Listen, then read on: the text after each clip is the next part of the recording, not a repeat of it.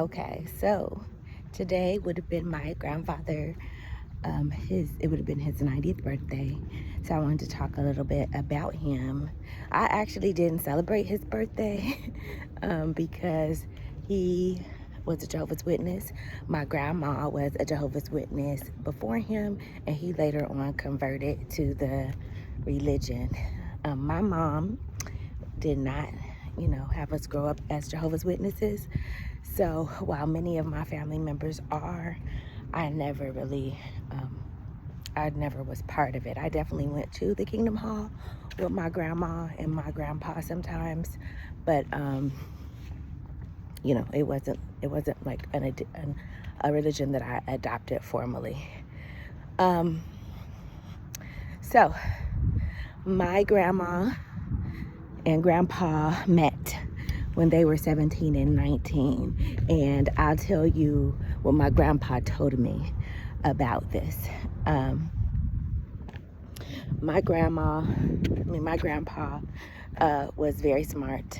He really liked to read. He was just a very bright person, very smart and intelligent. He's really like a scholar, except at some point in his high school career, he went to Jordan High School in Los Angeles. One of his teachers told him he was like wasting his time in school. And he cited this situation, this conversation, as one of the reasons why he dropped out of school.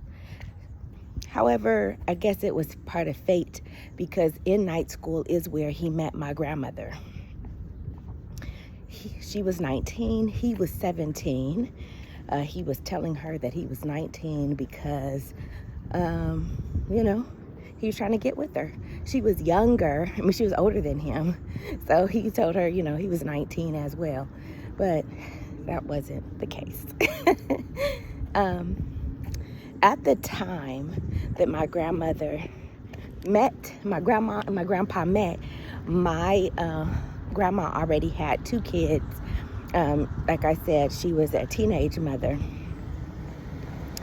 And I guess she had her first child at 17, then 18, and she met my grandpa when she was 19. But they got started. They had another baby right after. That was my oldest aunt, Diane, who was in my walking videos when I was in Georgia. So, yeah. And I don't say this stuff to say shame or anything. It's just the reality. I'm proud of who my grandmother was and who my grandpa was as well. It's just what our family, that's just the truth. Not any shame about what happened with them in their life. Because if they hadn't met, then, I wouldn't have been around. So that good for nothing teacher was partially responsible, of course not wholly responsible, but partially responsible for, having my grandpa meet my grandmother. And I just want to say, like, this has been going on in a long time with education. I read something in Malcolm X's biography about how his teacher told him he couldn't become a lawyer. My own husband, and Malcolm X did drop out shortly after that comment, which he cites in his autobiography as well. My husband was told by different people in his life, including his teacher, that he was kind of wasting his time in school. But he did not drop out, and he's been teaching for over 25 years now. So obviously a different era, where teachers, what they say was more, right? Obviously, we'll talk about that at another time, about how much influence teachers could have on kids' lives for positive and for negative outcomes, But luckily for my grandfather, in those times, he was able to work at the General Motors factory until he retired at age 55. he was able to support the family of, most of the time, the kids came every like two years, right? My uncle and my mother have the closest births at 13 months apart.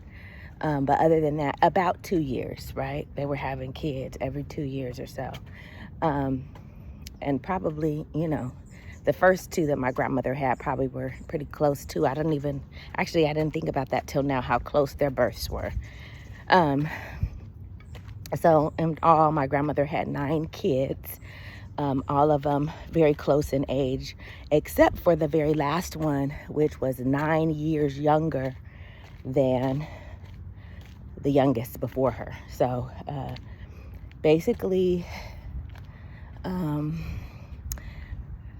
I think it was, the oldest one, Uncle Ralph, was probably 19 when my youngest aunt was born. And he already had a child when she was born. So we do have one first cousin who is older than my youngest aunt. So my grandmother was very fertile, super fertility. People pay thousands of dollars to get that type of fertility.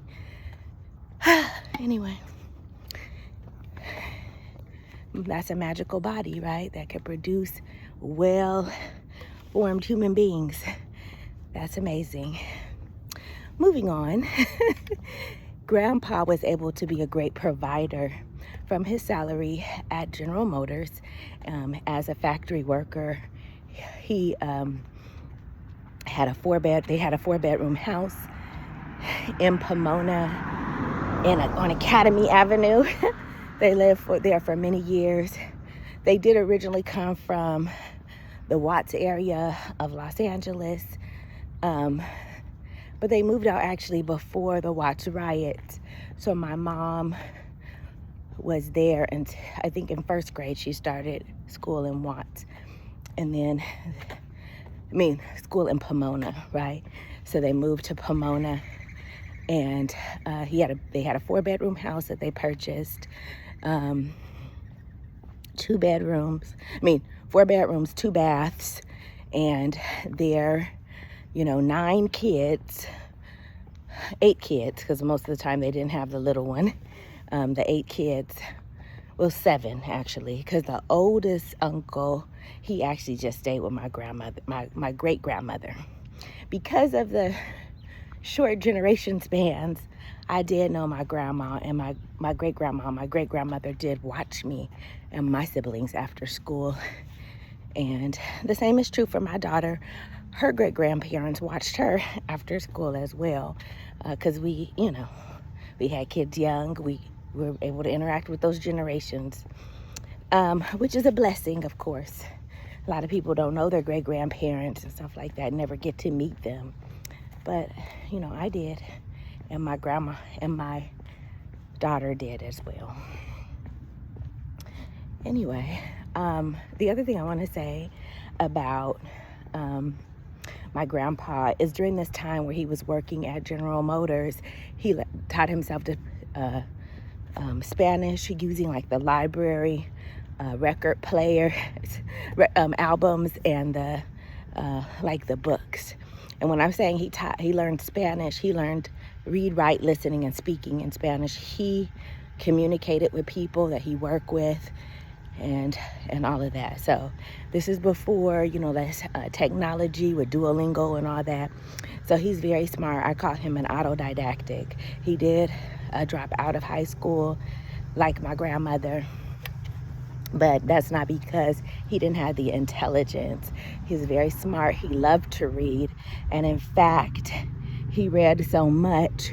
He's at the libraries everywhere. He would fill up like the kitchen table with his books. Like half the kitchen table was taken up by his books when I was a kid, because he retired when I was like 11 years old, and his retirement kept him through. He had like permanent insurance. There's lots of benefits. That house helped, he helped pull money out of it to pay for my aunt's hair shop. Remember I told you my daughter is the 3rd generation hairstylist, and you know, he helped, you know, they helped with that, my grandma and grandpa, from their house on Academy Avenue. It was the neighborhood, well, when you go in, there's a little thing that says Valwood Estates, but my Uncle Ronnie and a lot of people called it Sintown. And they did experience white flight when they got there. A lot of white people moved out. And when you look at their yearbooks, you'll see when my mom was a little girl going there in 1st grade to those schools, Arroyo Elementary, a lot of white kids to the end where there weren't any white kids when she was in high school at Ganesha. She went to Marshall Middle School as well. So just to let you know. Anyway, so that's, you know, I'm really proud of him. Like, he was able to do that. And then to retire at 55. I know they be trying to push that envelope now, talking about you need to retire at 65. They're not going to give you that much money. Whatever he did, he made that money work. He was able to retire at 55. He didn't have to work again.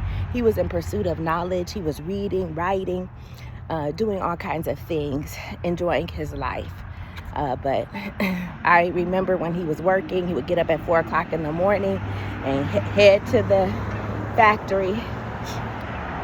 And then when I was 11, he retired. I grew up in Alaska, but for that particular year, in 1989, he actually, I was in Pomona for that year. There was like a family situation, so I was in Pomona with my mom and my grandparents at that time, and I was around when he retired in Pomona, and yeah, he got to just enjoy his life from that point on. So this is what I aspire to do as well, is to retire early. I don't know if I can or not, but you know.